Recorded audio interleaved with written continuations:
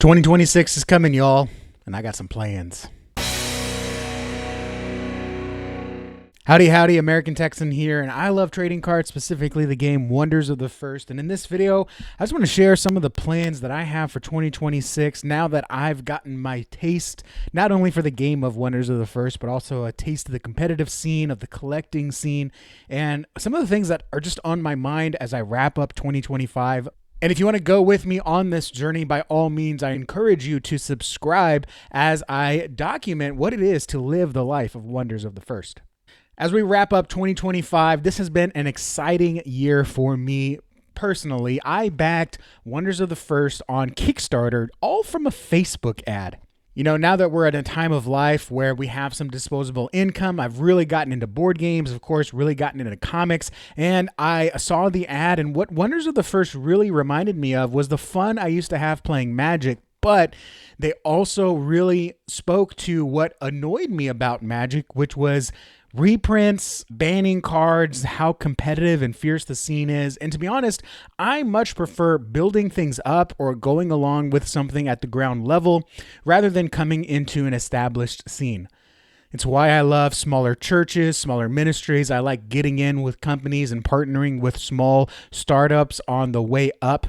And this just hit all the right buttons for me. Not only that, hearing Frenchie talk and Brian Tinsman talk about where they wanted to take the company and the vision they had for the game really just resonated with me. So I partnered up with my cousin and we went in on 3 collector boxes, got all the orbital packs. When that package came in, February, March of 2025, we had a blast. I think it came on a Wednesday and we stayed up till 2 a.m. on a work day, ripping packs and just seeing what this game had in store. Fast forward, my cousin, just didn't have the time or the bandwidth to really pay attention to it, whereas I was getting sucked in. So I ended up buying out his half of the collection, and I did give him a little bonus too. So he actually came out on the positive end of that investment. I ended up really getting into the game, playing a lot on Tabletop Simulator, playing a lot with not only my cousin, but people online on TTS. And just the bug in me is always, let's not just have fun with something, but let's also make it productive. And so I created the YouTube channel. Now, I've created YouTube channels in the past, but this one was specifically for the hobby. Primarily, it was really just a creative outlet. It's very important to always have a creative outlet. So this really allowed me to get back into things like making thumbnails, cutting videos, making images. You guys know I like to meme and even make my own cards.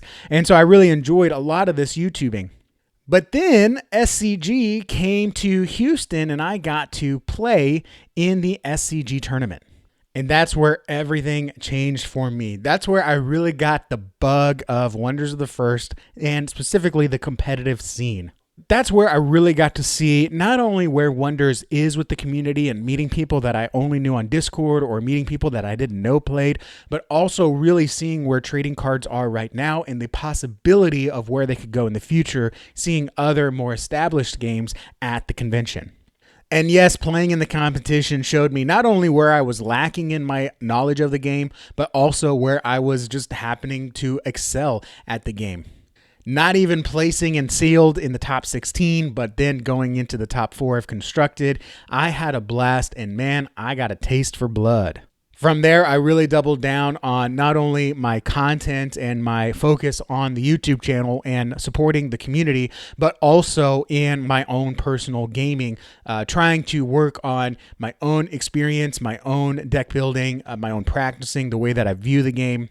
And just overall becoming not only a better YouTuber for the game, but also a better player for the game.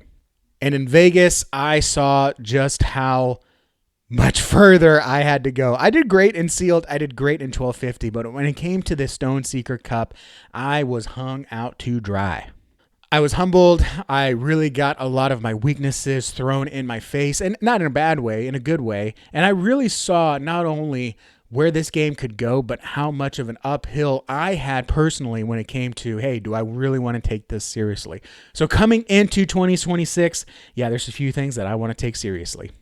And that's what brings me to the first thing that I want to focus on in 2026, and that is just how much I need support. Number 1 is the worst number in life. It's the worst number in business. It's the worst number in life. The devil loves to play with you when you are by yourself. So my number one focus in 2026, I have got to get a team. One of the things that really messed me up in Vegas that I realized was how much of a vacuum I was in. I did practice with quite a few Dragon Cup players because I was going to be in the Stoneseeker Cup, so it was a natural fit to play and practice with some of the Dragon Cup players. But I did not realize how much different the meta was going to be between Stoneseeker and Dragon.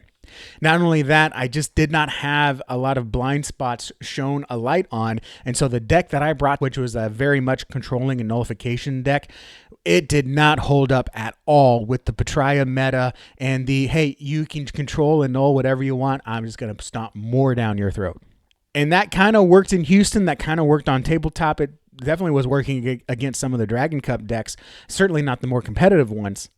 But just not having that support, that insight, that outside eye really was just, honestly, it was kind of soul crushing after all was said and done. So in 2026, my main focus, if I'm going to be on the competitive scene, and I'm not going to be going to every conference like Richie Capricorn does, but I will be trying to make as many as possible. But it will be more justifiable if I can have a team and some support backing me up. What team is that going to be? I don't know. I've already talked to 3 folks that are on teams or are interested in forming teams, and I just need to find the one that fits right for me. For me, it's not going to be just about winning. It's going to be about that common bond. I don't want to be on a team where it's all analytical and, you know, hey, we're just here for the money. We're just here to get in, get out. Wham, bam, thank you, ma'am. I want this to be kind of like a small group, you know, a group of guys and gals that really care about the game, about each other, where, you know, if you make a mistake, if you slip up, there will be some lessons learned, yes, but there will be some grace and a hand to pick you up and make you stronger. It's kind of like having a workout buddy. You don't want someone there that's just going to look at you like a set of numbers and targets to hit. You want someone there that's going to look at you like a human, because honestly, that's how I would like to treat people as well. So what team is that going to be? I have no idea, but that's something that I do want to figure out by the end of the month. Another thing that I'm going to be focused on in 2026 is, of course, Call of the Stones, but specifically, I will be chasing a much smaller collection. As many of you know, if you watch my channel, I am trying to collect a full set of Umbrathine orbitals from Existence. I am so close, y'all. I've got like 5 more cards left, 1 epic and 5 formless foil mythics. My set for Call of the Stones will be much smaller. I will continue chasing the firearms, but I will not be chasing OCMs. I will not be chasing anything like a full orbital. I will mainly be chasing the cards with firearms on it. In the Existence set, of course, we had Dimensional Piercer. We had Monkey with a Gun, Pachenko, and Technology. So I will be chasing those as well, but you know, really just looking for the formless foils and foils for those. But not only that, play sets. I am trying to complete 2 play sets for Existence. I am almost done with the first one. I still got a bit of ways to go for the second one. I think it'll be good to have 2 play sets. Number one, for myself and for anyone in my family that might want to play with me. It'll be nice not to have any restrictions if me and a family member want to go to a game or want to play each other. But also, you know, if I am on a team, it'll be nice to have 2 play sets. That way, if a team member needs some cards, I don't have to give them my cards from my play set. I'll have an extra play set for them to pull from. I think that'll be really great.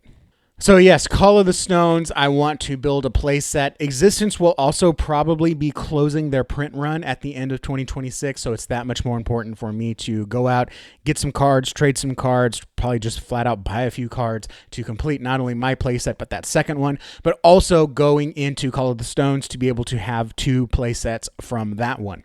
The final thing for me in 2026 is really just to get more organized. As you can see here, I am still a mess after Vegas. I've got all these cards from Vegas that need to be organized. I've got a pile of trades and sales. I've got a pile for my play set. I've got a pile of uncommon and common papers right here, this big old stack right here that I need to go through. Stack of tokens that I decided I want to keep. I've got dragon shields and boxes all over the place. I'm pretty organized when it comes to the mail that's coming in, but once it hits my desk, it kind of just sits there. So I want to get more organized, as well as I've got 2 binders, y'all. I got 2 specific trading card binders to organize my collection as well as my trades, and I haven't touched them.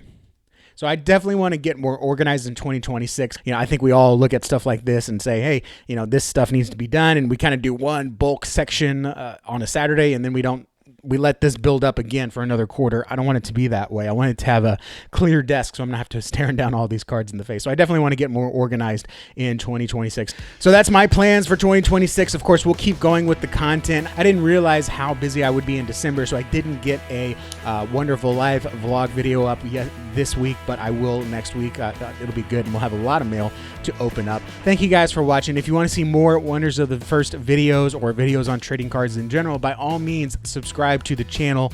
We hit 200 subscribers, and I guess that's the last 2026 goal I should have. Let's shoot for 500. Maybe we can get to 1,000. Thank you guys for watching. Like this video if you like this video. If you didn't like this video, I want to know, but I'll only believe you if you hit that dislike button twice. And I'll see you all in the next video. Adios.